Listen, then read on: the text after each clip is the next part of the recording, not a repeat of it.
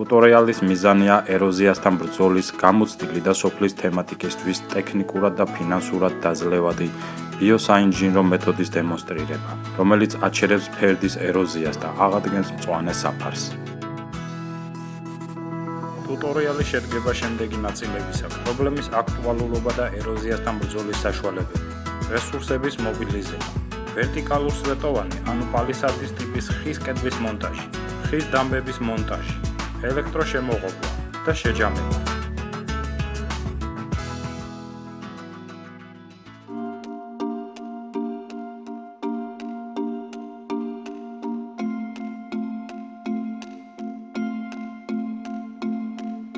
საქართველო ერთ-ერთი გამორჩეული სილამაზის და ბიომრავალფეროვნების მაღალმთიანი ქვეყანაა. ამ სიმდიდრის შენარჩუნებისა და განვითარებისათვის მნიშვნელოვანია ნიადაგის ეროზიისაგან დაცვა. ნიადაგის ეროზია გულისხმობს ნიადაგის ზედა ნაყოფიერი შრეების სრულ განადგურებას და მათში შემავალი ორგანული საკვები ნივთიერებების დაკარგვას. საზოგადოდ ნიადაგის განადგურება 18 ჯერ უფრო სწრაფად ხდება, ვიდრე მისი წარმოქმნა ფორმირება. რადგან მისი განვითარება წარმოქმნა მიმდინარეობს დროში ძალიან ნელა, ის ერთ-ერთი ყველაზე არაგანახლებადი ძვირფასი სასიცოცხლო რესურსია. მაგალითისათვის კავკასიის რეგიონში მსოფლიო გამყინვარებიდან რამდენიმე ათასი წლის შემდეგ ჩამოყალიბდა ნაყოფიერი ნიადაგის მხოლოდ 50-100 სანტიმეტრიანი შრე. სოფლის მეურნეობით დაკავებული ადამიანებისათვის, კერძოდ ფერმერებისთვის, სწორედ ეს შრე წარმოადგენს სასიცოცხლო ინტერესის საგანს, რადგან ის შეიცავს ორგანული და მინერალური ნივთიერებების იმ ნაერთებს, რომლებიც აუცილებელია ხარისხიანი აგროკულტურული პროდუქციის მისაღებად. საძოვრების, ალპური მდელოებისა და სუბალპური ტყის გაუაზრებელი, არასწორი, უსისტემო გამოყენება იწვევს შეუქცევად ეროზიულ პროცესებს.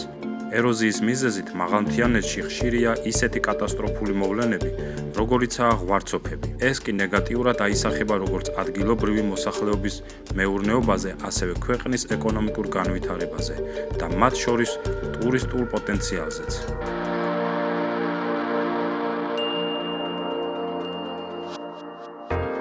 რატომ არის ტუტორიალში დემონსტრირებული ეროზიის შემაკავებელი ბიოსაინჟინრო ნაგებობების მონტაჟი ეფექტიანი და ამავდროულად ხელმისაწვდომი ფერმერებისთვის?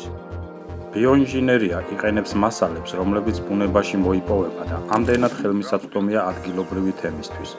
ბუნებრივი და სამშენებლო მასალების კომბინირებით იქმნება ინჟინრული ნაგებობა, ეგრეთ წოდებული ცოცხალი ინჟინრული სისტემა, რომელიც ზრდის ფერდის გრადობას და ებრძვის ეროზიულ პროცესებს. ბიოსაინჟინრო კონსტრუქციების მაგალითებია შემაკავებელი მცირე ზომის კედლები ფერდებზე, რომლებიც ქანების და ნიადაგის ჩამოშლას აჩერებს, ან ხევში ჩაშენებული შემაჩერებელი მცირე ნაგებობები, რომლებიც ამცირებენ წყლის ნაკადის სისწრაფეს და ასე შემდეგ.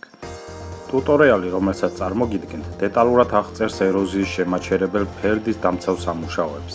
ტუტორიალი დაგეხმარებათ მსგავსი ბიოსაინჟინრო ნაგებობები ააგოთ თქვენ საცხოვრებელ არეალში.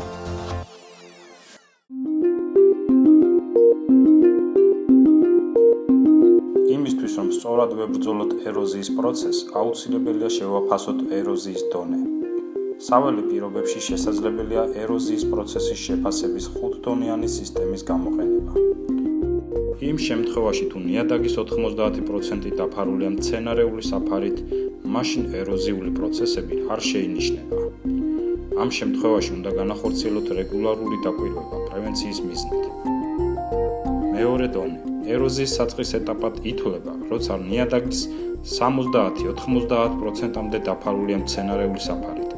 ამ დროს ეფექტურია ტერიტორიის პერიოდული შემოღობვა, რითაც დავიცავთ მცენარეულ საფარს გარეზე მოქმედებისგან, კერძოდ ძოვა, ადამიანის ან ცხოველების მოძრაობა, თიბვა და ასე შემდეგ.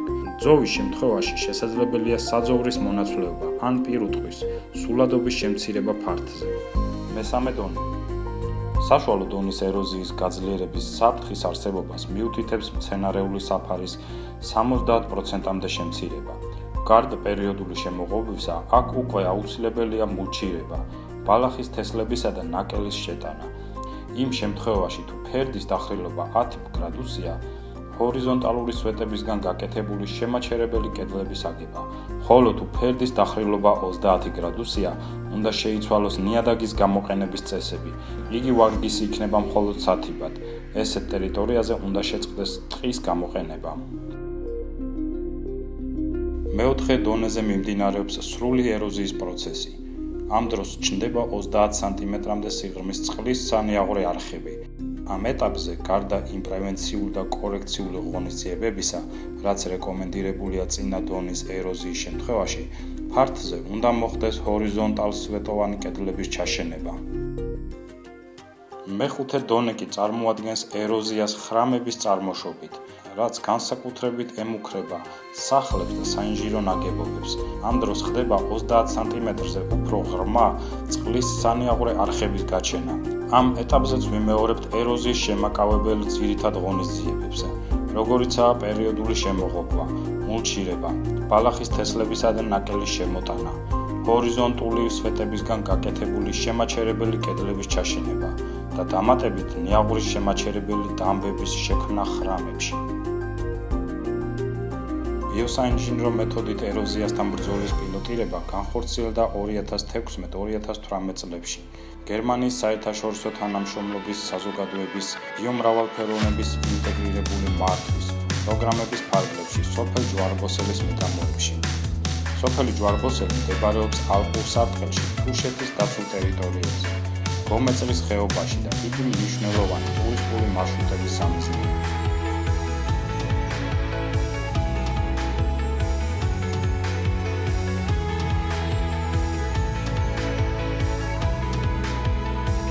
As I know from რამდენიმე ათეული წლის წინ სოფლის მიმდებარე ფერდზე ძლიერი მეწყერი ჩამოწვა, რომელმაც გამოიწვია ეროზიული პროცესები.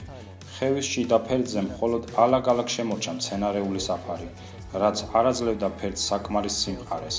ფერდის დახრილობისა და ეროზიის პროცესის ზრდას ვერც ბეტონის შემაკავებლებმა უშველა. სწორედ ამიტომ გახდა საჭირო უფრო ეფექტიანი საშუალებების მოძიება. if you look up to the ექსპერტებმა შემოგთავაზეს ჩინეთში, ბრაზილიასა და ნეპალში აპრობირებული ბიოსაინჟინრო ნაგებობების აშენება, რაც შეამცირებს ხრამის დახრილობას და აქედან გამომდინარე წყლის ნაკადის სისწრაფეს, რაც საბოლოო ჯამში ხელს შეუწყობს ფერდის მდგრადობას. მიიღწევა ოპტიმალური ბალანსი წყლის ნაკადის მიერ ჩამოტანილი ქანების მოცულობასა და ადგილზე დალექილი მასას შორის, რაც შეაჩერებს დახრილობის ზრდას და შეამცირებს დახრის კუთხეს.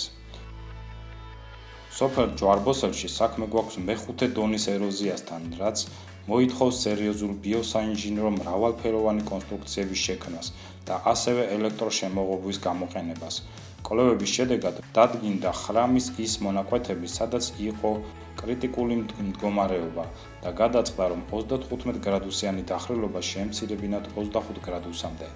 ამის გამო საჭირო გახდა ორი განსხვავებული კონსტრუქციის ბიოსაინჟინრო ნაგებობის აშენება. სწორედ ამ საჭირო ღონისძიებების თანმიმდევრულ ნაბიჯებს იხილავთ ტუტორიალის შემდეგ ნაწილებში.